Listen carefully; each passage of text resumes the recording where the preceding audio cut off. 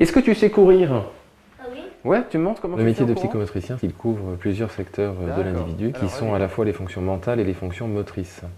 En fait, notre travail, il s'agit de rééduquer par l'intermédiaire du corps, Possible. sur une prescription médicale, Voilà, plus haut ces encore. troubles des fonctions motrices ou Très bien. mentales. Alors lorsque le C'est patient motrice. arrive, on travaille avec un outil particulier qui est le bilan psychomoteur, qui est un outil qui Alors, nous je vais te permet demander d'essayer de d'évaluer les capacités de nos patients. Alors regarde bien, je te montre ce que je veux que tu fasses. On va faire des jolies vagues qui sont assez grandes. Et en fonction des observations que nous aurons fait au cours du bilan, Dans quelle classe on va tu es? pouvoir déterminer ce qu'on appelle un projet thérapeutique que l'on va pouvoir adresser à nos prescripteurs, les médecins. Pas comme si tu as appuyé très fort. Et bien ça doit être drôlement fatigant pour écrire quand on appuie. Laisse un petit peu de place pour l'instant. À partir de là, on travaille avec des médiations, donc des outils qui sont liés et tournés vers le corps. Alors là, j'utilise le médiateur donc informatique avec une tablette graphique, ce qui permet pour moi d'avoir un aspect très ludique sur la rééducation de l'écriture en particulier.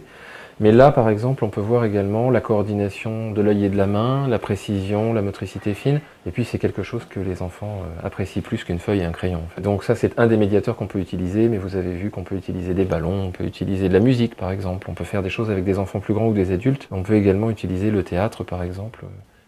Je me suis orienté vers une préparation au concours, intégrer l'ISRP, donc une école de psychomotricité, et obtenir mon diplôme d'État au bout des 3 années de diplôme. Alors les tâches principales du métier de psychomotricien sont bien évidemment tout ce qui concerne le patient, c'est-à-dire avant tout les prises en charge autour du patient avec les différentes activités qu'on peut mettre en place, soit auprès de l'enfant ou de l'adulte, pour l'aider à travailler les difficultés qu'on a pu évoquer dans le bilan, et également quelques tâches administratives, puisqu'on est amené à rédiger des comptes rendus, des bilans, des éléments qu'on va transmettre à la famille et à nos prescripteurs. Alors pour l'activité en libéral, ce qui peut être un peu compliqué, c'est d'être peut-être un petit peu seul hors d'une équipe, ce que moi je complète par un travail en réseau avec d'autres psychomotriciens, avec des orthophonistes ou des kinésithérapeutes avec lesquels on peut échanger, et puis des horaires qui sont parfois un petit peu longs en libéral. L'objectif prioritaire, c'est donc peut-être pour moi dans l'avenir de trouver une orientation auprès de l'entreprise, du milieu de l'entreprise.